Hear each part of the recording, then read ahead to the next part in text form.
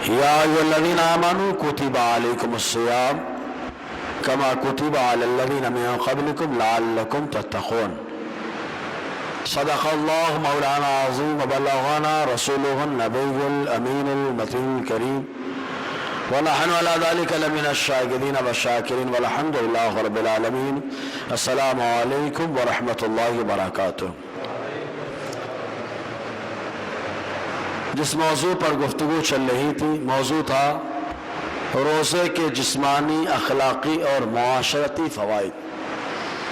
इसकी दूसरी किस्त का आगाज़ हो उससे पहले आइए आक़ाए नामदार, मदीने के ताजदार, दोनों आलम के मालिक व मुख्तार, हबीब परवरदिगार, शाफ़ाए रोज़े शुमार, हम गरीबों के आका, हम फ़कीरों की सरवत, मुस्तफ़ा जान रहमत, शमाए बज़्म हिदायत, मालिक जन्नत कौनैन की ज़ीनत, शाहकार फितरत, आफ़ताब रिसालत, महताब नबुव्वत की बारगाह आली मर्तबत में झूम कर हदिया दुरूद व सलाम पेश करें। पढ़ें बाबाज़ बुलंद सल्लल्लाहु अलैहि वसल्लम। सलातम व सलामन अलैका या सय्यदी या रसूल अल्लाह सल्लल्लाहु तआला अलैहि वसल्लम। मुअज़्ज़ज़ सामईन कराम, बात ये चल रही थी कि जब आदमी रोज़ा रखता है तो रोज़े का बदन पे कितना असर होता है और क्या क्या फ़वाइद आते हैं। अहादीस की रोशनी में कुछ बातें बयान की गई। आखिरी बात जो पेश की गई थी वो हज़रत उमर इब्न ख़त्ताब रदी अल्लाह तआला अन्हु का कौल था कि हज़रत उमर रदी अल्लाह तआला अन्हु ने इरशाद फरमाया, इय्याकुम वल बतिना मिनत ताम वश्शराब फ़इन्नहु मुफ़सिदतुन लिल-जसद मूरिसतुन लिस-सक़म मुक्सिलतुन अनिस-सलाह। हज़रत उमर रदी अल्लाह तआला अन्हु, जिनकी ज़बान बाफ़ैज़ तर्जमान का मामला ऐसा कि इन्होंने तकरीबन 27 मकामात ऐसे हैं जहाँ पर आका अलैहिस्सलाम को इन्होंने मशवरा दिया और अल्लाह ताला ने उसी मशवरे पर कुरान नाजिल फरमा दिया है। यह तो उमर रदी अल्लाह ताला अन्हु की ज़ात सतूदा सिफ़ात है। इसी वजह से आका अलैहिस्सलाम ने एक मौके पर इरशाद फरमाया, मेरे उमर की ज़बान पर, दिल पर हक़ है, जो बोलता है वो हक़ बोलता है, जो दिल में आता है उसके हक़ आता है। तो हज़रत उमर रदी अल्लाह तआला अन्हु बयान फरमाते हैं, खाने और पीने के मामले में शिकम सैरी से बचो, बहुत ज़्यादा खाने, बहुत ज़्यादा पीने से बचो, क्योंकि ज़्यादा खाना और ज़्यादा पीना फ़इन्नहा मुफ़सिदतुल लिल-जसद, जिस्म को नुकसान पहुँचाता है। ज़्यादा पानी ये भी नुकसान पहुँचाता है, ज़्यादा खाना ये भी नुकसान पहुँचाता है। व मूरिसतुन लिस-सक़म, और बहुत सारी बीमारियों को जन्म देता है। ज़्यादा खा लो, आंतों ने काम करना बंद कर दिया, पेट में आदमी की ग़िज़ा रह गई, आंतों ने काम नहीं किया, तो ऐसी सूरत में जब ग़िज़ा रह जाती है तो पहले बदहज़मी हो जाती है, फिर दूसरी बात शक्कर की बीमारी होने का ख़दशा रहता है और बहुत सारी ख़राबियाँ आ जाती हैं। लेकिन जब आदमी हल्का खाना खाता है, लाइटली खाता है, तो अल्लाह तबारक व तआला उसके इंहिज़ाम के सिस्टम को भी सस्त मस्त रखता है और इसके अलावा अल्लाह ताला उसके अंदर से सुस्ती को भी ख़त्म कर देता है। तो हज़रत उमर रज़ी अल्लाह ताला फरमाते हैं, क्योंकि ये आदमी के जिस्म को बर्बाद कर देता है, बीमारियों का बाइस है, मुक्सिलतुन अनिस-सलाह, मज़ीद नमाज में भी सुस्ती पैदा करता है। ज्यादा खा लो तो नमाज पढ़ने की तबीयत नहीं होती है। जब तक आदमी दिन में भूखा रहा तब तक तो नमाज को याद करता रहा, जोहर पढ़ता रहा, असर पढ़ता रहा, मगरिब पढ़ता रहा। मगरिब के बाद जाके जब खाया तो जनाब इशा में जो है जनाब पेट ने कहा कि अब आराम करने की ज़रूरत है। तो यही से अंदाज़ा लगाइए, जब तक पेट खाली रहा तब तक इबादत की लज़्ज़तें मिलती रही। जहाँ पेट में ग़िज़ा पेट भर के पहुँची वैसे ही आदमी के अंदर सुस्ती पैदा हो गई। इसीलिए हज़रत उमर रज़ी अल्लाह तआला फरमाते हैं, अपने आप को खाने से, अपने पेट को खाने से भरने से बचो, क्योंकि यह आदमी को बीमारी को पैदा करता है। एक मौके पर हज़रत अबू हुरैरा रज़ी अल्लाह तआला अन्हु बयान फरमाते हैं, मरफूअन है और हदीस मरफू उसको कहा जाता है कि अगर कोई सहाबी वो कौल पेश करे लेकिन वो कौल दर हकीकत मुस्तफ़ा का है, वो फरमान दर हकीकत मुस्तफ़ा का है, उस हदीस को हदीस मरफू कहा जाता है। تو ابو ہریرہ رضی اللہ تعالیٰ عنہ مرفوعاً روایت کرتے ہیں، کہتے ہیں المعدة حوض البدن والعروق إليها واردة فإذا صحت المعدة صارت العروق بالصحة وإذا فسدت المعدة صارت العروق بالسقم۔ حضرت ابو ہریرہ رضی اللہ تعالیٰ عنہ بیان فرماتے ہیں کہ معدہ آدمی کے بدن کا حوض ہے، حوض ٹانکی ہے آدمی کے بدن کا۔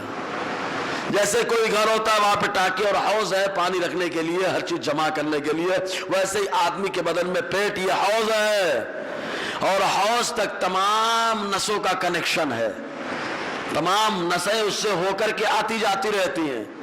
تو جس کا معدہ صحیح ہوتا ہے اس کی نسیں صحیح ہوتی ہے، جس کا معدہ خراب ہوتا ہے اس کی نسیں خراب ہو جاتی ہیں، اور جب نس خراب ہوتی ہے تب جا کر کے معاملہ چوکپ کا آتا ہے، اٹیک کا معاملہ آتا ہے، بڑی بیماریوں کا معاملہ آتا ہے۔ اس لیے جب روزہ آتا ہے تو معدے کو بھی صاف کر دیتا ہے، اور معدہ جب صاف ہوتا ہے تو معدہ صحیح ہو جاتا ہے، اور معدہ صحیح ہوتا ہے تو نسیں بھی کلیئر ہو جاتی ہیں۔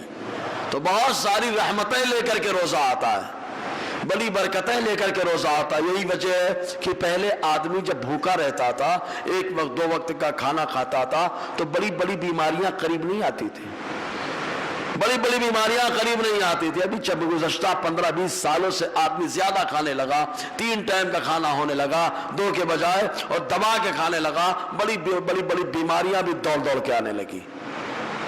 تو ابو ہریرہ فرماتے جس کا پیٹ صاف ہوتا ہے، پیٹ صحیح ہوتا ہے، اس کی نسیں صحیح ہوتی ہے، اور جس کا پیٹ خراب ہوتا ہے اس کی نسیں خراب ہو جاتی ہیں۔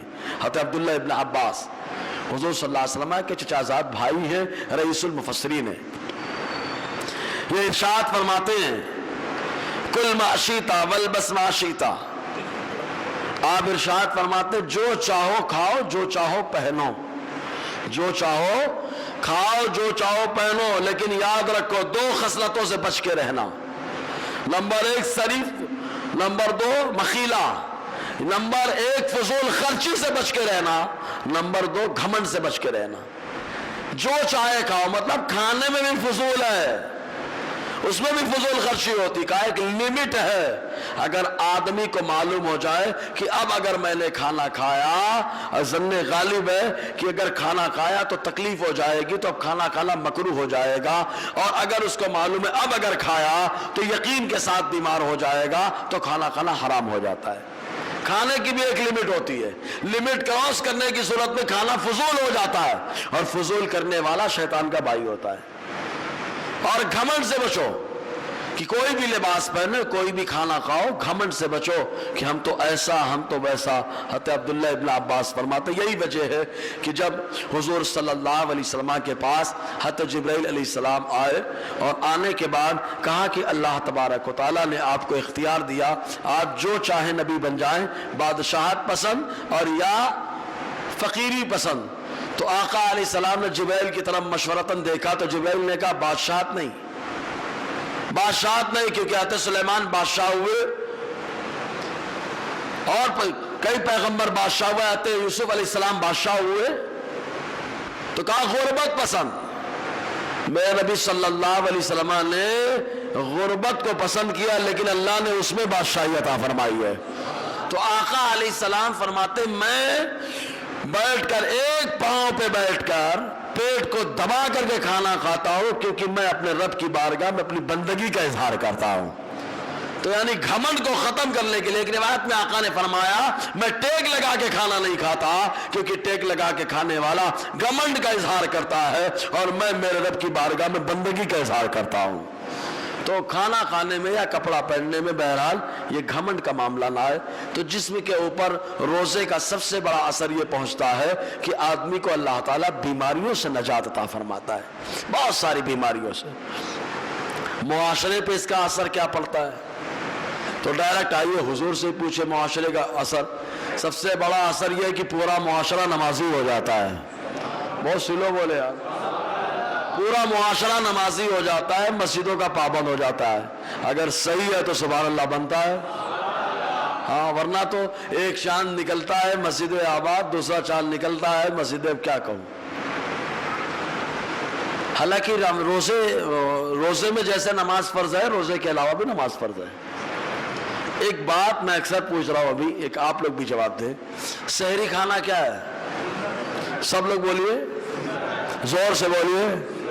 اچھا، ابھی 2 رکعت فرض پڑھنے کے بعد بھی کچھ نمازیں ہیں، وہ نمازیں کون سی ہیں؟ فرض ہیں، واجب ہے، سنت ہے، کیا ہے؟ ہاں، لیکن سحری کھانا اتنا اہم معاملہ ہے، اتنی اہم سنت ہے کہ آدمی باقاعدہ خاتون کو بولتا ہے الارم لگا کے سونا۔ ایک سنت کے لیے آدمی اٹھ رہا ہے، ایک سنت کے لیے لوگوں کو اٹھا رہا ہے، اور ایک سنت میں آ کر کے جا رہا ہے۔ یعنی کتنا خود غرض ہو گیا انسان، اپنے فائدے والی سنت ملی تو عمل کرنا ہے، اور جہاں تھوڑا ٹینشن ہو بھاگو۔ تو روزے کا سب سے بڑا اثر معاشرے پر یہ پیدا ہوتا ہے کہ الحمدللہ اسلامی معاشرہ نمازوں کا پابند ہو جاتا ہے، نماز کی پابندی کرنے لگتا ہے۔ بہت بڑی بات ہے یہ، اخلاق میں بڑا اچھا ہو جاتا ہے، لڑائی جھگڑے کم ہو جاتے ہیں۔ لوگ بولتے ہیں روزہ لگ گیا، میں نے کہا پیارے روزہ جس دن لگ جائے گا آدمی متقی پرہیزگار ہو جائے گا۔ جس کو روزہ لگتا ہے اس کو جو متقی پرہیزگار ہو جاتا ہے۔ اللہ تعالیٰ یہ فرماتا ہے قرآن میں، تم پہ روزے فرض کر دیے گئے جیسے پہلوں میں فرض کیے گئے، کیوں؟ لعلکم تتقون، شاید تم متقی پرہیزگار ہو جاؤ۔ تو جس کو جو چیز لگتی ہے وہ کام کراتی ہے۔ شیطان اگر آدمی کو لگ جائے تو شیطانی کام کراتا ہے، دوست اگر اچھا لگ جائے تو اچھا کام کراتا ہے، خراب لگ جائے تو خراب کام کراتا ہے۔ جس کو روزہ لگ جاتا ہے الحمدللہ اس کو نمازی بنا دیتا ہے، جس کو روزہ لگ جاتا ہے اس کو مصطفیٰ کا غلام بنا دیتا ہے، اور جس کو روزہ لگ جاتا ہے بدلے میں اللہ تعالیٰ کی رحمت کو حاصل کرا دیتا ہے۔ روزہ بولے روزہ لگ گیا، روزہ لگتا نہیں ہے، روزہ نہیں لگتا۔ جس دن لگے گا آدمی متقی پرہیزگار ہو جائے گا۔ روزہ جو ہے اتنا زبردست ہوتا ہے، جب آدمی روزہ رکھتا ہے تو اس کے پورے وجود سے خوشبو آتی ہے۔ بہت سلو بولے یار، اس خوشبو کا احساس ہم کو نہیں ہوتا، لیکن بارگاہ خداوندی میں برابر یہ خوشبو پہنچتی رہتی ہے، برابر پہنچتی ہے، کبھی منہ کی خوشبو کبھی وجود کی خوشبو۔ آدمی کے اندر روزہ جب آتا ہے تو بہت ساری اچھائیاں لے کر کے آتا ہے۔ روزہ معاشرے پہ کیا اثر ڈالتا ہے؟ سب سے پہلی بات کیا، معاشرے سے برائیاں ختم ہونے لگتی ہیں، معاشرے سے برائیاں ختم ہوتی ہیں اگر آدمی روزہ رکھنا شروع کر دے۔ آؤ حضور سے پوچھتے ہیں، بدکاری کا معاملہ ختم ہونے لگتا ہے۔ یہ حدیث مشکات شریف کے اندر بھی ہے، دارمی کے اندر بھی ہے۔ حضرت عبداللہ ابن مسعود رضی اللہ تعالی عنہ سے روایت، یہ کہتے ہیں حضور صلی اللہ علیہ وسلم نے فرمایا، یا معاشر الشباب، اے نوجوانوں کی جماعت۔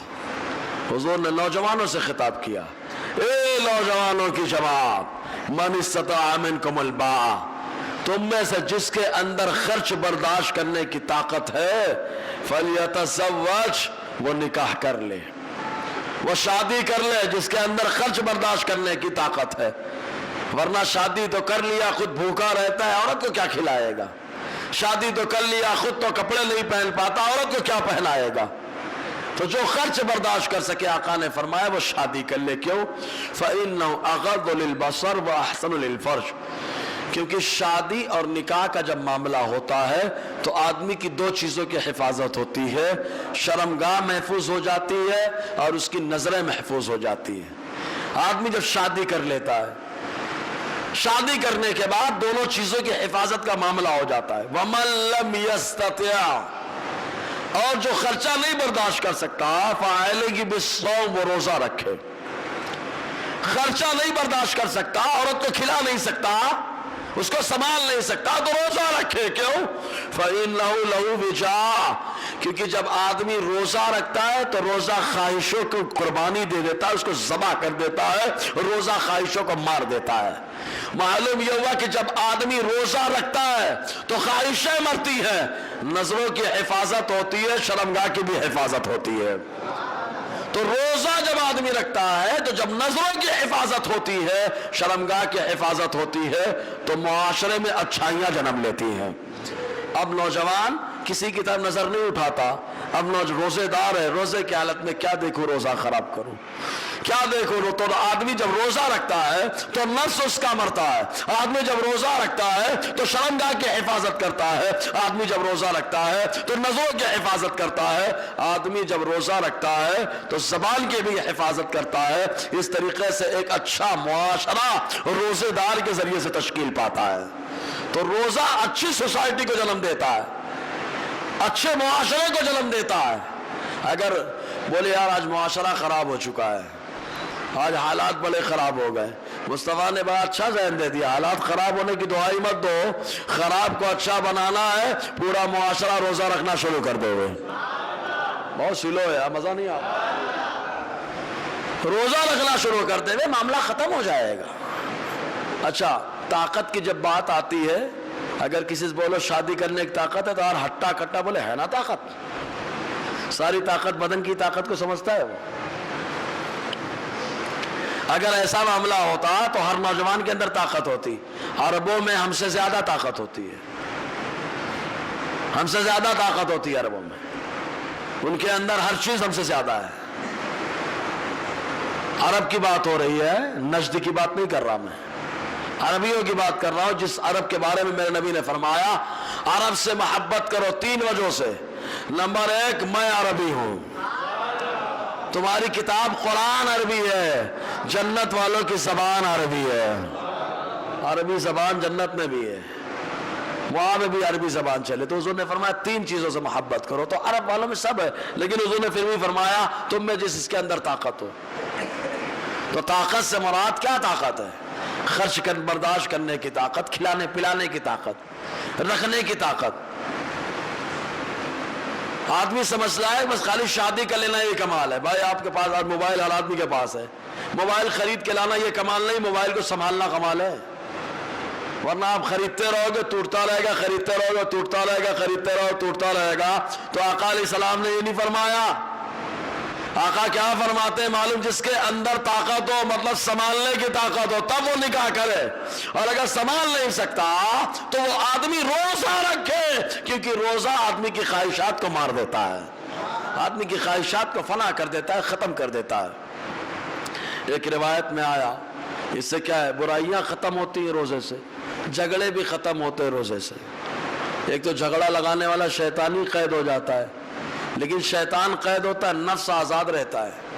اور ہر آدمی کے ساتھ نفس لگا ہوا ہے, نفس امارہ بھی لگا ہوا ہے, نفس مطمئنہ بھی لگا ہوا ہے, نفس راضیہ مرضیہ لگا ہوا ہے.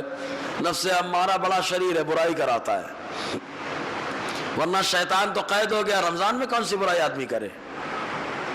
آپ نے غور کیا اور دنوں میں آپ مغرب کی نماز میں نمازی زیادہ ہوتے ہیں رمضان کے علاوہ. رمضان میں تو بے روزے دار بھی مغرب کی نماز پڑھ لیتا ہے, کیونکہ اپنے یہاں چلتا ہے کم سے کم روزہ نہیں رکھے تو افطار تو روزے دار کے ساتھ کر لے, روزہ نہیں رکھے تو افطار تو روزے دار کے ساتھ کر لے. یعنی افطاری میں روزے دار کے ساتھ آ سکتے ہو. ارے روزہ نہیں رکھ سکے تو نماز تو روزے دار کے ساتھ پڑھ لو, روزہ نہیں رکھ سکے تو کم سے کم روزے دار کے ساتھ سنتوں کی پابندی تو کر لو, تراویح تو پڑھ لو, لیکن افطار میں شریک ہو گے, باقی میں نہیں شریک ہونے کا بھائی. تو مغرب کی نماز میں آدمی آتا ہے عام طور سے. رمضان میں بھی تعداد زیادہ رہتی, رمضان کے علاوہ بھی. وجہ کیا ہے معلوم؟ رمضان کے علاوہ شیطان کا تخت لگا رہتا ہے اثر بات. کہاں پہ؟ سمندر پہ. اس کی ساری ضروریات وہی پھنسی رہتی ہے. جب اس کی ضروریات وہاں قید رہتی ہے تو آدم کی ضروریات مسجدوں میں آتی رہتی ہے, آدم کی اولاد مسجد میں آتی ہے. لیکن رمضان میں قید ہوتا ہے شیطان. رسول اللہ نے کہا زنجیروں میں جکڑ دیا جاتا ہے. جب وہ زنجیروں میں جکڑا گیا تو اب ہم سے گناہ ہو رہا ہے, تو کون کروا رہا ہے؟ کون یہ گناہ کروا رہا ہے؟ تو سمجھ لینا وہی گناہ کر رہا ہے جو اندر نفس پڑا ہوا ہے ہمارے. تو جھگڑا. آقا علیہ السلام ارشاد فرماتے, حضرت ابو ہریرہ رضی اللہ تعالیٰ عنہ سے روایت ہے, کہتے ہیں اذا اصبح احدکم یوما صائما, جب تم میں کوئی روزے دار ہو کر کے سویرا کرے, فلا یرفس, تو گالی گلوچ نہ کرے, کہ روزہ رکھ کر کے ماں بہن گالی خوب دینا. زبردست یہ روزہ 30 دن کا یا 29 دن کا جو روزہ ہوتا ہے، اس میں آدمی بہت ساری علتوں کو، بہت ساری بری عادتوں کو چھوڑ سکتا ہے، کوشش کرے تو۔ گالیاں چھوڑ سکتا ہے، نشہ کرنے والا نشہ چھوڑ سکتا ہے۔ کیوں؟ 12 گھنٹے تک جب چھوڑ دیے تو اور سنبھالنے میں کیا جاتا ہے، بہت ساری چیزیں چھوڑ سکتا ہے۔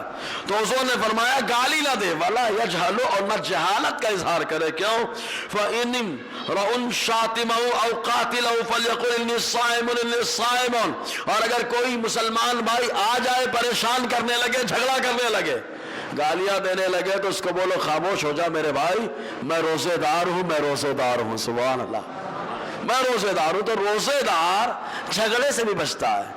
اب سوچو، روزے دار جھگڑے سے بچتا ہے، اور یہاں بولے جھگڑا کرا، بولے روزہ لگ گیا، جھگڑا کر رہا بولے روزہ لگ گیا۔ روزہ نہیں لگا، بھوک لگ گئی ہوگی، پیاس لگ گئی ہوگی، ورنہ جس کو روزہ لگ جاتا ہے الحمدللہ متقی پرہیزگار ہوتا ہے۔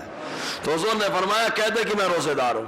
اور ایک روایت میں آقا نے فرمایا الطاعم الشاکر کالصائم الصابر۔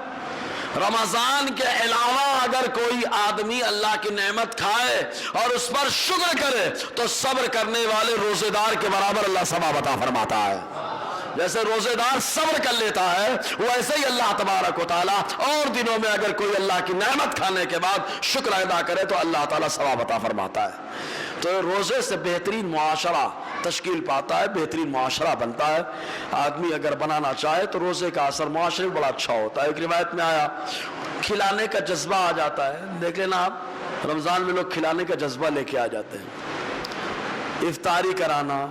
اس پہ تو میں اکثر کمنٹ کرتا ہوں، ہمارے نوجوانوں میں یہ جو لے کے بھگونے ٹانگ کر کے جاتے ہیں نا، ان پہ مجھے بڑی ہنسی آتی ہے۔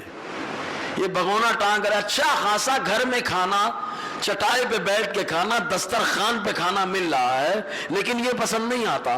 بھائی صاحب جنگل میں جائیں گے، وہ بھی روڈ کنارے بیٹھ کے کھائیں گے، ہائی وے کے کنارے۔ گاڑی کا کچھ ہو جائے تو مسئلہ الگ ہے، دھول الگ ہے، اور اس میں پھر نمازی، کیا بات ہے، امام صاحب پوچھو مت، ایک سے ایک آسمان سے نازل شدہ امام ہوتے ہیں، ایسی نماز پڑھانا، کیا بات ہے۔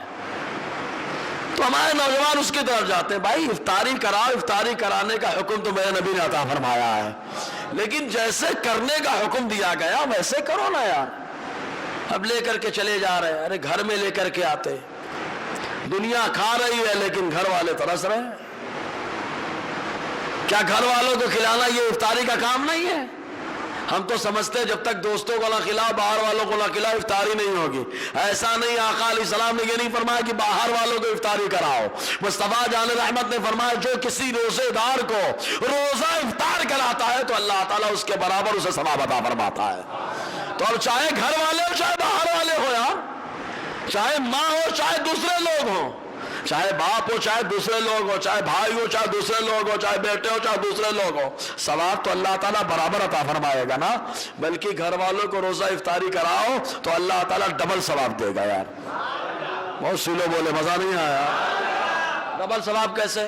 تو آؤ ایک حدیث سناتا ہوں۔ حضرت عبداللہ ابن مسعود رضی اللہ تعالی عنہ کی زوجہ جن کا نام زینب ہے، وہ آقا علیہ السلام کی بارگاہ میں کچھ کام کے لیے آئی، لیکن ان کا حضور صلی اللہ علیہ وسلم موجود نہ تھے۔ تو عائشہ صدیقہ رضی اللہ تعالی عنہا نے ان کی 2 بیٹیاں بھی ساتھ میں آئی تھی، ایک کھجور دی تو انہوں نے 2 ٹکڑے کر کے اپنے بیٹیوں کو کھلا دیا، اور پھر ایک کھجور دیا تو پھر 2 ٹکڑے کر کے کھلا دیا، پھر ایک دیا تو خود کھا لیا۔ عائشہ صدیقہ نے پورا منظر دیکھا، وہ چلی گئی حضرت عبداللہ ابن مسعود کی زوجہ حضرت زینب۔ جب وہ چلی گئی، آقا علیہ السلام تشریف لائے تو حضرت ماں عائشہ صدیقہ رضی اللہ تعالی عنہ نے آقا کی بارگاہ میں عرض کیا، انہوں نے ایسا کر کے دونوں بچیوں کو کھلا دیا۔ حضور نے ارشاد فرمایا اللہ تعالیٰ انہیں دوہرا اور ڈبل ثواب عطا فرمائے گا۔ کہا کیسے؟ کہا ایک تو اس لیے کہ بچی کے اوپر خرچ کیا، دوسرے اس لیے کہ اپنے رشتہ دار پہ خرچ کیا ہے، تو ڈبل ثواب وہاں پر ملتا ہے جب رشتہ داری کا آدمی خیال کرتا ہے۔ تو ذرا سوچے آپ، ہمارے یہاں تو ٹانگیں لے کے چلے جا رہے ہیں، جو جاتے ہیں ابھی بیچ میں کچھ فوٹوز دکھائے، بولے حضرت وہاں گئے، یہاں ایسا فوٹو نظر آیا۔ ارے جانے کی کیا ضرورت ہے اسی جگہ یار؟ کچھ حادثہ ہو جائے، اماں ابا سمجھ رہے کہ ہمارا بیٹا روزہ کھولنے گیا ہے، کوئی حادثہ ہو جائے تو بولے دماغ کھولنے گیا ہے، ٹینشن کھولنے گیا ہے، پریشانی مول لینے گیا ہے. ارے اچھا زبردست اللہ نے آپ کو بنایا ہے, آپ آئیے گھر میں روزہ کھولیے اور مسجد میں آ کے نماز پڑھیے, اللہ تعالیٰ اتنا ہی ثواب عطا فرمانے والا ہے. اور ماں باپ کے ساتھ کھولیے, کیا بات ہے, ان کا چہرہ بھی دیکھتے رہے, افطاری بھی کرتے رہیے. جی تو آدمی کو اندر رمضان میں کھلانے کا جذبہ آ جاتا ہے, لیکن ایسے وقت میں ایسے لوگوں کو زیادہ کھلایا جاتا ہے جو روزے دار نہیں رہتے. صحیح ہے نا, ہم زیادہ تبصرہ نہیں کریں گے, اور یہ معاملہ جب اس وقت زیادہ آ جاتے ہیں جب کسی کو ہم ممبر پہ نہیں, ممبر کے ساتھ ایک اور چیز ہوتی ہے کرسی, اس پہ بیٹھنا ہو تو آدمی جو ہے نا اس ٹائم پہ زیادہ خیال کرتا ہے. پھر وہ آئیے آئیے آئیے آئیے بھائی صاحب روزے دار ہیں نہیں, روزے کے ٹائم پہ ٹوپی لگا کے افطاری کرنے آ گئے. ارے اور دوسرے دن کیا افطار پارٹی تھی بھائی, تو وہ پارٹی رہ گئی, افطاری نہیں رہی. افطاری بھی ایسے لوگوں کو کرائی جاتی جو روزہ نہیں رکھتے ہیں یار. ارے کم سے کم افطاری پارٹی اگر رکھ رہا ہے تو روزے داروں کو بلا, ورنہ افطار پارٹی مت بولو, اس کو کھانے کی پارٹی بولو. آپ کو تو بولنے کا حق بھی نہیں ہے, کیونکہ کھلانے کا جذبہ اللہ نے آپ کو بلا شبہ دیا, لیکن جس کو کھلانا ہے اس کو نہیں کھلا رہے آپ. بے روزگار کو آپ نے بلا لیا, آئیے کھائیے جائیے. تو بہرحال کھلانے کا جذبہ رمضان میں بیدار ہو جاتا ہے. کچھ جگہ تو ایسا دیکھنے میں آیا, ایک گھر میں ادھر کے گھر کا سامان, اس گھر میں اس گھر کا سامان, اس گھر میں ایسے تھوڑا تھوڑا بانٹتے ہیں. کرنا چاہیے, اس سے محبت بڑھتی ہے. پہلے گھر میں مہمان آتا تھا تو محلے والے سامان بیچتے تھے, تمہارا مہمان آیا ہے, میرے گھر میں یہ پکا ہے لے کے جاؤ, میرے گھر میں یہ بنا ہے لے کے جاؤ, پہنچا دیتے تھے. کیوں؟ تاکہ مہمان آئے تو اس کے سامنے ایک کھانا نہ ہو, اس کے سامنے کئی قسم کے کھانا ہو, اور گھر ہی کے بنا ہوا نہیں بلکہ پورے محلے کے بنے ہوئے کھانے موجود ہوتے تھے. تو محبت ہوتی تھی آپس میں, جذبہ ہوتا تھا. ایک آدمی کا مہمان آتا تھا, پورا محلہ مہمان نوازی کرتا تھا, پورا گاؤں مہمان نوازی کر رہا تھا. تو کھلانے کا جذبہ آتا ہے رمضان کے اندر, معاشرہ شاندار ہو جاتا ہے. حضرت زید ابن خالد رضی اللہ تعالیٰ بیان فرماتے, حضور نے فرمایا من فطر الصائم او جہز غازیہ فلہ مثل اجری. حضور نے ارشاد فرمایا جو کسی روزے دار کو روزہ کھلائے, کس کو, لفظ بولیے آپ پہلے, کس کو, کس کو, ہاں لاکھ افطار پارٹی کرتے رہو, آپ کرتے رہو پارٹی, اور بے روزگار کو کھلا رہے ہو, ثواب نہیں ہے. وہ کھانا کھلانے کا ثواب ملے گا لیکن افطار کرانے کا ثواب نہیں, کیونکہ بھائی صاحب روزہ ہی نہیں ہے. اور حضور نے کیا فرمایا, من فطر صائما, جو کسی روزے دار کو افطار کرائے یا کسی غازی کو تیار کرے, تو جب تک روزے دار روزہ رہتا ہے یا غازی جہاد کرتا ہے, اللہ تعالیٰ تیار کرانے والے اور روزہ افطار کرانے والے کے برابر اسے ثواب عطا فرماتا ہے. تو اس کے اندر جذبہ بیدار ہو جاتا ہے. اور صحابہ کرام میں ایسا جذبہ بہت رہا ہے, صحابہ کرام میں ایسا جذبہ بہت رہا. یہی وجہ ہے کہ صحابہ کرام کو اللہ تعالیٰ نے ہدایت کا ستارہ بنایا ہے. بہت زبردست جذبہ رہا, حتیٰ کہ ہجرت کا جب موقع آیا تو ہجرت کے موقع پر صحابہ کرام جو مدینے میں رہتے تھے انہوں نے یہ تک کہہ دیا تھا کہ سرکار آپ مدینہ آ جائیے, آپ مدینہ آ جائیے, آپ مدینے میں آئے اور جو صحابہ آنا چاہتے ہیں ان کو بھی لائیں. اگر ان کے لیے گھر کا انتظام نہیں ہوا تو اگر ہمارے پاس 2 گھر ہوگا تو ایک گھر میں اپنے بھائی کے لیے دے دوں گا. بہت سلو بولے یار, پورا گھر اپنے بھائی کے نام پہ کر دوں گا. اور اگر ان کی اہلیہ ان کے ساتھ نہ آئی, ایمان نہ لائی, تو ہماری اگر 2 بیویاں ہیں تو ہم ایک کو طلاق دے کر کے اپنے بھائی سے نکاح کرا دیں گے. یہ جذبہ صحابہ کرام کے درمیان تھا. حضور صلی اللہ علیہ وسلم ایسے ہی مدینہ نہیں بنا, مدینہ نام ہے قربانیوں کا, مدینہ نام ہے مصطفیٰ کی عظمت و رحمت میں پہرا دینے کا. مدینے والوں نے قربانیاں پیش کی ہے, تب اللہ تعالیٰ نے شہر محبت مدینہ کو بنایا ہے نا. تو جہاں قربانی ہوتی ہے وہاں محبت ہوتی ہے. اور روزہ قربانیوں کا نام ہے. آدمی کھانا چھوڑتا ہے, پینا چھوڑتا ہے, ایک دوسرے کو کھلانے کے لیے آگے بڑھتا ہے, تب اللہ تعالیٰ اس آدمی کو بھی محبت کا آدمی بنا دیتا ہے. تو روزے کی وجہ سے اللہ تعالیٰ معاشرہ شاندار بنا دیتا ہے. ایک روایت میں آیا کہ جب آدمی روزہ رکھتا ہے تو نفس پہ کنٹرول تو ہی جاتا. اس کے علاوہ آقا علیہ السلام ارشاد فرماتے ہیں, عبداللہ ابن عمر رضی اللہ تعالیٰ عنہ سے روایت ہے کہ حضور صلی اللہ علیہ وسلم نے فرمایا, الصیام والقرآن یشفعان للعبد, قرآن اور روزہ دونوں بندے کی شفاعت کریں گے. کون شفاعت کرے گا؟ کون؟ قرآن بھی کرے گا اور کون کرے گا؟ رمضان نہیں، روزے. رمضان تو ہر آدمی پا لیتا ہے، روزہ سب کو نصیب نہیں ہوتا. صحیح ہے کہ نہیں؟ رمضان تو ہر آدمی پا لیتا ہے، جو بھی ہے وہ بھی رمضان کے مہینے میں بولے رمضان تو مل گیا ہم کو، لیکن روزہ سب نہیں پاتے. اسی لیے حضور نے فرمایا قرآن اور سیام یعنی روزے، یہ دونوں شفاعت کریں گے. ارے جب قرآن اور روزے شفاعت کر سکتے ہیں، معلوم نہیں قرآن کا پڑھنا قبول ہے کہ نہیں قبول ہے، روزہ رکھنا قبول ہے کہ نہیں قبول ہے. لیکن اتنی بات ضرور ہے، مصطفیٰ کا فرمان اور مصطفیٰ کی ذات یہ اللہ کی بارگاہ میں مقبول ہے. یہ اللہ کی بارگاہ میں مقبول ہے، یہ یقین ہے. تو یہ دونوں شفاعت کریں گے، اور ایسے شفاعت کریں گے. روزہ کہے گا اے ربی انی منعتہ الطعام والشہوات بالنہار، اے اللہ ہم نے اس کو دن کے اندر روزے رکھوا کر کے، اللہ روزہ کہے گا اے اللہ میں نے اس کو دن میں کھانے سے اور خواہشات پر عمل کرنے سے روک دیا تھا، خواہشات پہ عمل نہیں کرنے دیا اس کو، اے اللہ میری شفاعت کو قبول کر لے. قرآن کھڑا ہو جائے گا اور قرآن بولے گا خالی تم اکیلے ہی کرو گے، اس نے مجھے بھی پڑھا ہے. اے اللہ رات میں نے اس کو سونے نہیں دیا، میری شفاعت اس کے حق میں قبول کر لے. اس وقت روزے دار اور قرآن پڑھنے والے کے دونوں ہاتھ میں لڈو، کہ ایک طرف قرآن شفاعت کر رہا ہے، دوسری طرف روزے شفاعت کر رہے ہیں. دونوں کی شفاعت اللہ تعالیٰ کی بارگاہ میں قبول ہوگی. تو روزے کی وجہ سے شاندار معاشرہ تشکیل پاتا ہے. ایک روایت میں تو یہاں تک آیا کہ کھانا چھوڑنا دو طریقے سے ہوتا ہے. کچھ لوگ ہوتے ہیں غصہ کے کھانا چھوڑ دیتے ہیں، دو تین دن نہیں کھاتے ہیں. اور کچھ لوگ ہوتے ہیں جو بیٹھ کر کے بولے ہم بھوک پہ ہیں. ہم کیا بھوک پہ، اب آگے نہیں بولوں گا میں، ہم کو یہ دو، ہم کو وہ دو، ہماری مانگیں پوری کرو، وہ سب کرتے رہتے. تو کاہے کے لیے بیٹھے؟ یہ جو بھائی صاحب غصہ کے کھانا چھوڑے وہ اپنے لیے چھوڑے ہیں، اور جو بھوک کے لیے چھوڑے ہیں تو اپنے لیے یا جس کے لیے بھی چھوڑے ہیں. تو سب کے لیے آدمی کھانا چھوڑ دے تو کوئی کمال نہیں ہے، لیکن اللہ کے لیے کھانا چھوڑے تب، اللہ کے لیے پانی چھوڑ دے تب. یاد رکھے اپنے لیے ہم کھانا پینا چھوڑے، کوئی ضروری نہیں کہ ہم کو طاقت ملے. دوسرے کے لیے کھانا پینا چھوڑے، کوئی ضروری نہیں کہ ہم کو طاقت ملے.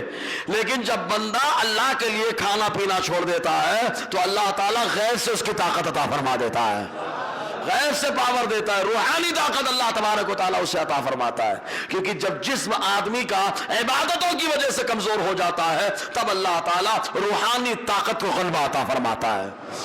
جسم جب مغلوب ہوتا ہے عبادت پر تب اللہ تبارک و تعالیٰ اس کی روحانیت کو بیدار فرما دیتا ہے. اسی کو ایک روایت میں یوں بیان کیا گیا، حضرت ابو ہریرہ رضی اللہ تعالیٰ فرماتے ہیں کہ حضور نے فرمایا جس نے جھوٹ بولنا نہیں چھوڑا، اس پر عمل کرنا نہیں چھوڑا، اللہ کے لیے نہ جھوٹ بولنا چھوڑا، نہ اللہ کے لیے جو ہے اس پر عمل کرنا چھوڑا، تو اللہ تعالیٰ کو ایسے آدمی کے کھانا چھوڑنے اور پانی چھوڑنے کی کوئی حاجت نہیں ہے. یعنی اللہ کو کوئی ضرورت نہیں. روزہ تو تھا لیکن خود جھوٹ بول رہا ہے. اب تو جھوٹ بھائی ٹہلتا رہتا ہے زبان پہ، موبائل بھی سکھاتا ہے. کہاں ہو؟ چوک پہ. وہاں کہاں معلوم نہیں، کہاں ہو؟ یہاں پہ. جھوٹ پہ جھوٹ. کچھ چیزیں عادتاً آدمی کرنے لگا، عادت بنا لی اس نے، اس کی وجہ سے زبان کی تاثیر بھی ختم ہوتی جا رہی. تو اللہ تبارک و تعالیٰ کو ایسے روزے کی قطعاً کوئی ضرورت نہیں ہے. کتنا اچھا معاشرہ تشکیل پاتا ہے. دیکھو رمضان میں آدمی کٹ بنانے لگتا ہے، دیکھا ہے کہ نہیں؟ کچھ لوگ کٹ بناتے ہیں غریبوں میں تقسیم کرنا ہے. دکھاوا نہ کرے خالی، لیکن کچھ ماشاءاللہ کچھ لوگ ہیں اتنے بند مٹھی رہتے ہیں نا، اتنے بند مٹھی پتہ بھی نہیں چلتا، غریب کی عزت کا بھی خیال ہو جاتا ہے، اور اللہ تعالیٰ روزے محشر اس کے لیے اپنے سائے رحمت کا بھی انتظام فرما دیتا ہے. یہاں پہ ایک بات سمجھا کے پھر سمجھاؤں آگے بات. ہمارے یہاں کیا ہوتا ہے کہ کچھ لوگ تو ایسے رہتے ہیں کہ بھائی تھوڑا بھی سامان دو فوٹو نہیں آئے گا تو مزہ نہیں آئے گا. ایک یہ لوگ ایسے لوگ ہوتے ہیں. دوسرے کیسے لوگ ہوتے ہیں؟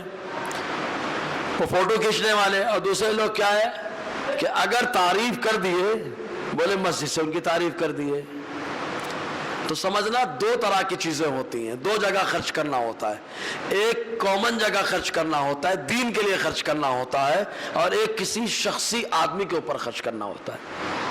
اگر کسی شخصی آدمی کے اوپر خرچ کیا جائے تو وہاں چھپا کے خرچ کیا جائے.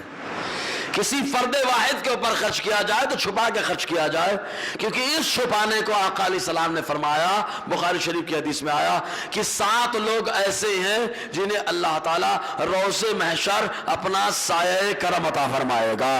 ان میں سے وہ آدمی ہے جو دوسرے کو دے رہا ہے، داہنے سے دے بائیں کو پتہ بھی نہ چلے۔ بولے یار، مطلب گیا غریب کو دینے، چپکے سے دے کے بڑھ گیا، چپکے سے دیا ہٹ گیا، تو یہ روز محشر سایہ لے رہا ہے۔ اور بھائی صاحب فوٹو والے کیا لے رہے ہیں ہم نہیں جانتے، سمجھ میں آ رہا ہے نا، لیکن دائنے سے دیا بائیں کو بھی پتا نہیں چلا۔ اللہ کے رسول نے فرمایا اللہ تعالیٰ سایہ دے گا، کچھ ملے نہ ملے روز محشر سایہ ضرور ملے گا، ہے نا، چھپا کر کے دینا۔ تو یہ شخصی آدمی کو اگر دیا جائے، کسی فرد واحد کو دیا جائے، یا کسی خاندان اور کسی گھر کی مدد کی جائے تو وہاں چھپا کر کے دیا جائے۔ لیکن اگر کوئی آدمی مسجد میں دے رہا ہے، کوئی آدمی مدرسے میں دے رہا ہے، تو اگر معلوم ہے کہ میں اگر دکھا کر دوں گا تو دوسرے لوگ دیں گے، تو وہاں پر دکھا کر کے دینا اور اس کی تعریف کرنا، یہ دکھا کے دینا صحابہ کی سنت، تعریف کرنا مصطفیٰ کی سنت۔ دکھا کے دینا صحابہ کی سنت، تعریف کرنا مصطفیٰ کی سنت۔ غزوہ تبوک کا موقع ہے، مصطفیٰ کا اعلان ہو چکا ہے، سارے صحابہ اپنے اپنے طور سے سب لے کر کے آئے، حضرت عمر آدھا سامان لے کے آئے، بولو نا، حضرت ابو بکر پورا گھر خالی کر لائے، پورا گھر خالی کر لائے، وہ سوئی جس سے کپڑا سینے کی تیاری ہے وہ سوئی تک نہیں چھوڑا، وہ بھی لے آئے، بدن کا کپڑا وہ اتار کر کے ٹاٹ کا بوریے کا کپڑا پہن لیا جس میں بٹن بھی نہیں تھے، اس میں کانٹے لگا رکھے تھے۔ ابھی ابو بکر آئے بھی نہیں، اس سے پہلے جبرائیل کچھ فرشتوں کے ساتھ آئے، انہوں نے بدن پر ٹاٹ کا کپڑا پہن رکھا تھا، جبرائیل نے اور ان کے ساتھ کچھ فرشتے آئے، ٹاٹ کا کپڑا پہن رکھا ہے۔ مصطفیٰ نے پوچھا جبرائیل آج یہ انداز کیوں؟ کہا آج یہ انداز آپ کے یار ابو بکر نے اختیار کیا، اللہ نے ہمیں بھی اختیار کرنے کا حکم عطا فرمایا ہے۔ اللہ تبارک و تعالیٰ بھی اس انداز کو پسند کر رہا ہے۔ ابو بکر پورا مال لے کر کے آئے، حضرت عمر کہتے ہیں آج الیوم اسبق ابا بکر، الیوم اسبق ابا بکر۔ حضرت عمر کہہ رہے آج میں ابو بکر سے آگے نکلوں گا، آج میں ابو بکر سے آگے نکلوں گا۔ ارے ابو بکر وہ ہے جن کو مصطفیٰ نے آگے کر دیا ہے، مصطفیٰ نے آگے کر دیا، ابو بکر آگے، دونوں بیٹھ گئے۔ مصطفیٰ کو تو دل کی نیت کی بھی خبر ہے، اس لیے پوچھا عمر کتنا؟ کہا آدھا، کہا آدھا، کہا گھر والوں کے لیے، کہا ابو بکر، کہا پورا،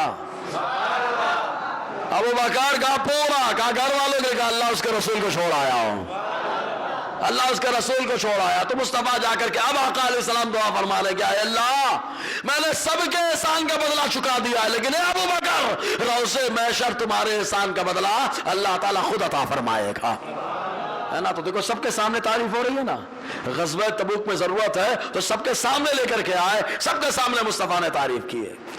سمجھ میں آیا؟ اگر آیا ہے تو بولنے ایک بار اور یار۔ تو جو دین کے لیے کام ہوتا ہے، اگر معلوم ہے دوسروں میں رغبت آئے گی تو دکھا کے دینا مستحب ہوتا ہے، اور شخصی مدد کرنا ہے تو چھپا کے کریے۔ اگر آپ نے فوٹو نکالا، یہ کرایا، یہ وائرل وہ وائرل، تو یہ سمجھ لینا کہ آخرت کا سایہ تو گیا۔ آخرت میں کیا ہے؟ دائنے سے دو بائیں کو پتا، دائنے کو دو بائیں کو پتا نہ چلے، تو ایسے وقت میں آدمی کٹ وغیرہ بنانے لگتا ہے۔ اب جب بات آئی ہے تھوڑی سی، تو ابو بکر کی بات جب آتی ہے تو ایک دو چار باتیں اگر نہ بتاؤ تو مزہ نہیں آتا، ایک بار بولو نا سبحان اللہ۔ ابو بکر صدیق کی بات ہی الگ ہے یار، بات ہی الگ ہے۔ معلوم ہے ابو بکر ایمان لانے سے پہلے جج تھے، کرمنل کیس حل کرتے تھے، جھگڑے فساد جو ہوتے تھے نا سارا معاملہ کون حل کرتا تھا؟ حضرت ابو بکر۔ لیکن مصطفیٰ کے واسطے، دین کے واسطے اس عہدے کو بھی چھوڑ دیا اور بتا دیا کرو تیرے نام پہ جاں فدا، نہ بس ایک جاں دو جہاں فدا، دو جہاں سے بھی نہیں دی بھرا، کرو کیا کروڑوں جہاں نہیں۔ سارے عہدوں کو مصطفیٰ کے لیے قربان کر دیا، اور مصطفیٰ نے سارے صحابہ میں سب سے افضل عہدہ دے دیا ہے، سب سے افضل عہدہ دیا، یہ ابو بکر صدیق رضی اللہ تعالیٰ کی ذات ہے۔ تو ایسے وقت میں آدمی کٹ وغیرہ بناتا ہے، تو اب کٹ بنا رہے ہیں نا، سمجھ میں آ رہا ہے؟ اگر شخصی مدد کرنا ہے تو چھپا کے کرے، کوئی دکھا کے کرتا ہے تو آپ کو زیادہ تبصرہ نہیں کریں گے بھائی، اس کا مسئلہ ہے۔ جو لینا چاہتا ہے اللہ اس کو وہ دے گا، دنیا میں شہرت تو دنیا میں اللہ دے دے گا، آخرت میں تو آخرت میں دے دے گا۔ 3 حدیث میں آیا، 3 لوگوں کے بارے میں آیا۔ حدیث سنیں، عالم صاحب آئیں گے، ہم جیسے عالم لوگ اللہ کی بارگاہ میں آئیں گے بڑی امید لگا کے، اب تو جنت میں ملے گا، اب تو جنت میں ملے گا، اب تو جنت میں ٹھکانہ ملے گا۔ اللہ تعالیٰ فرمائے گا اٹھاؤ ان کو، ڈالو دوسرے گھر میں۔ دوسرا گھر سمجھے؟ ہاں، دعا کریں کہ اللہ تعالیٰ ہم لوگوں کو سچا عالم بنا دے بھائی۔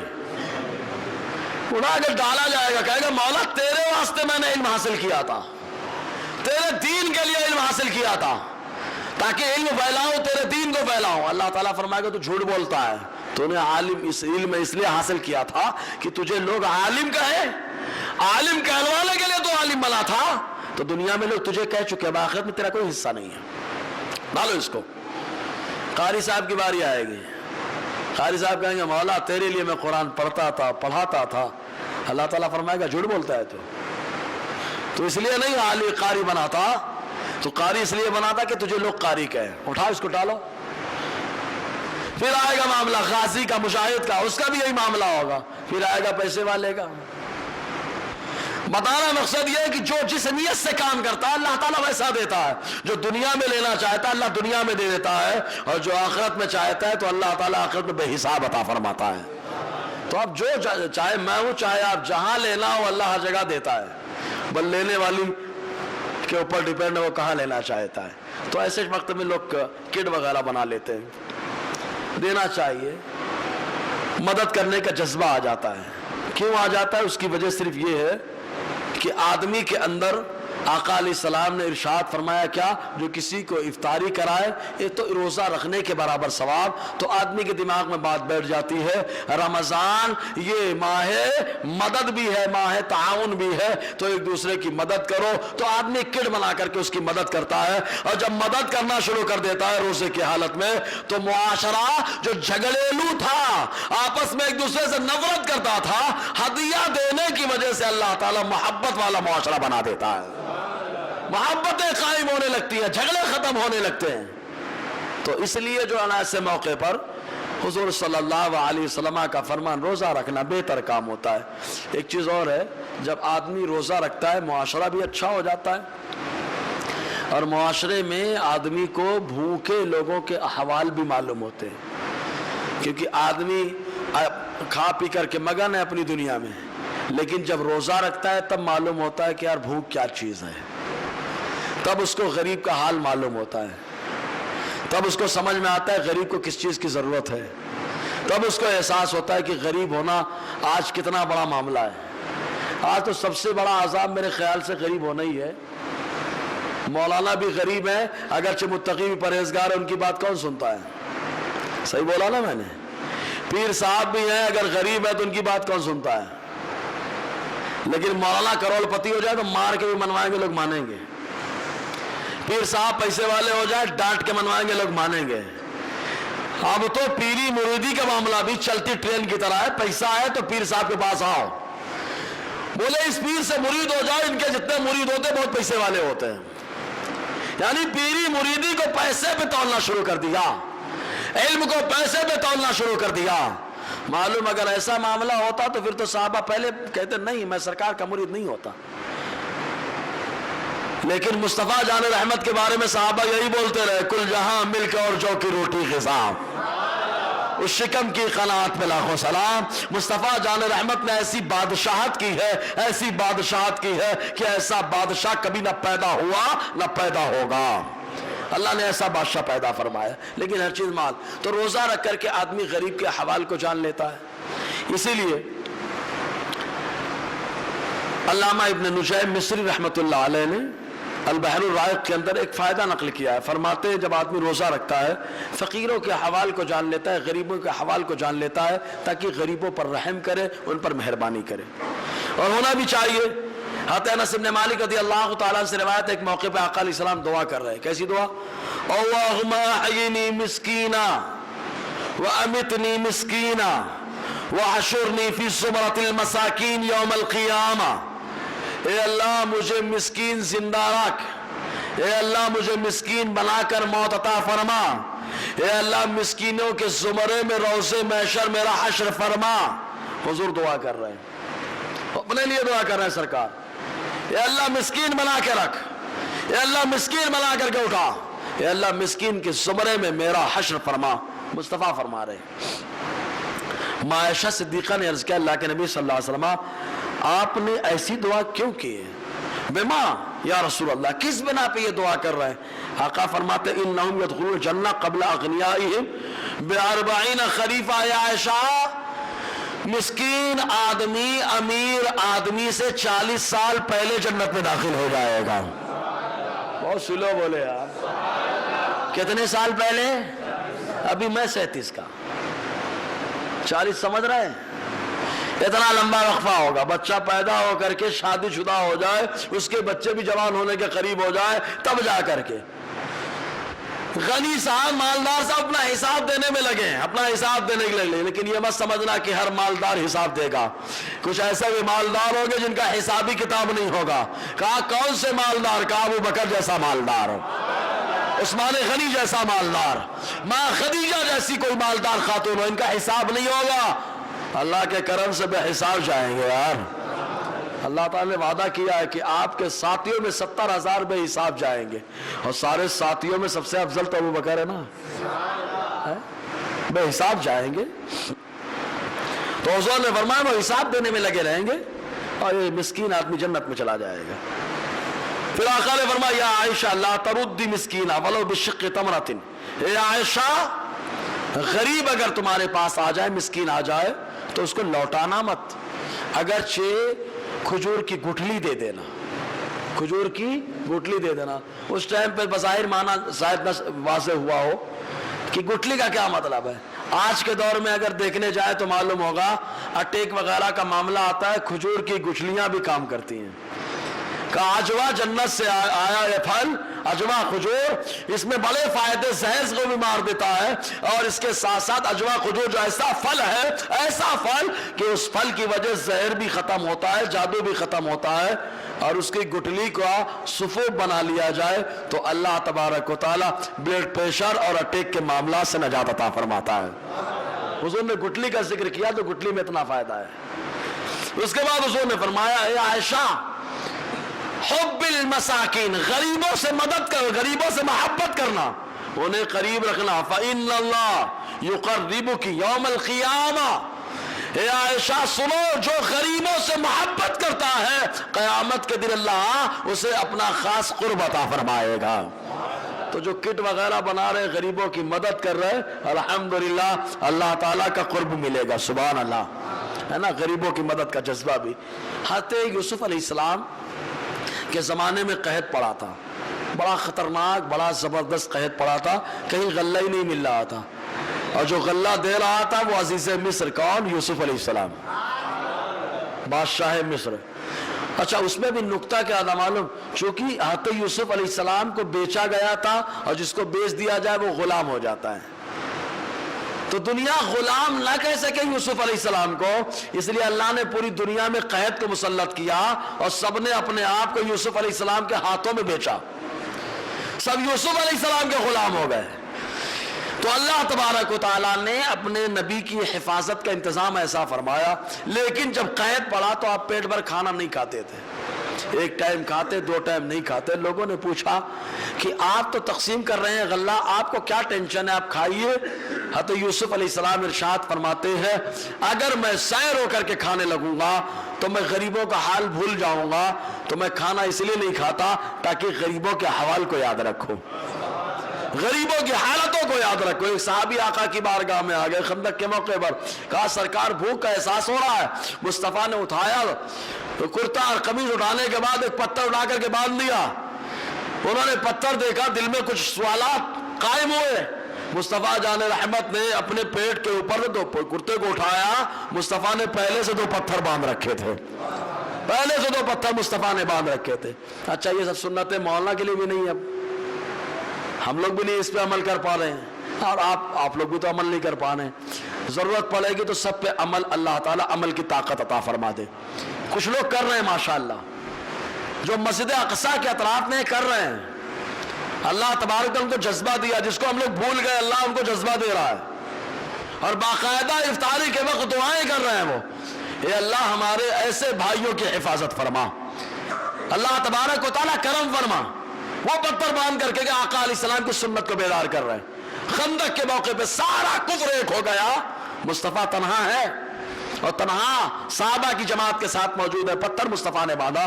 آج ساری انسانیت خاموش ہے اور یا تماشائی بنی ہے، لیکن وہ لوگ کھڑے ہیں مصطفیٰ کی سنت پہ عمل کر رہے ہیں۔ بہرحال تو حضرت یوسف علیہ السلام کھانا نہیں کھا رہے، کیوں؟ کہا غریبوں کے حوالے سے جو ہے ایسا نہ ہو کہ میں ان کے حالات کو بھول جاؤں۔ مزید جب آدمی روزہ رکھتا ہے، دیکھو اخلاقی انداز، سب سے بڑی بات کیا، جب آدمی روزہ رکھنے لگتا ہے تو اس کے اندر سے لڑائی کا جذبہ ختم ہونے لگتا ہے۔ اللہ تبارک و تعالیٰ اس کے اندر بہت ساری خوبیاں پیدا فرما دیتا ہے، بہت ساری خوبیاں پیدا فرماتا ہے۔ انشاءاللہ انہی خوبیوں کے اوپر اگلے ہفتے گفتگو رہے گی۔ آدمی کے اندر دعا کرنے کا جذبہ آ جاتا ہے، خود دعائیں کرتا ہے۔ آدمی کے اندر ذکر کرنے کا جذبہ آ جاتا ہے، آدمی کے اندر استغفار کرنے کا جذبہ آ جاتا ہے۔ ارے آدمی ہی نہیں یار، اگر روزے دار کے بازو میں کوئی کھانا بھی کھاتا ہے تو اس کی ہڈیاں اللہ کی پاکی بولنا شروع کر دیتی ہیں۔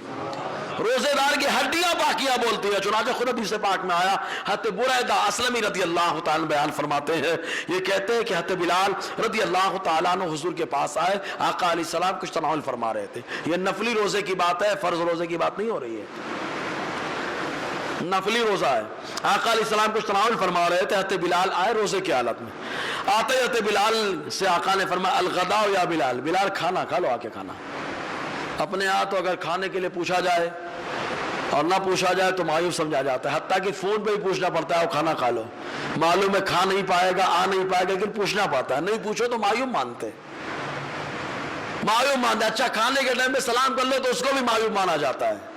ارے یار اگر بھوک لگی ہو زور سے، سامنے والا کھانا کھا رہا ہے تو سلام کرو، فقہاء نے فرمایا سلام کرو اس کو جو کھانا کھا رہا ہے۔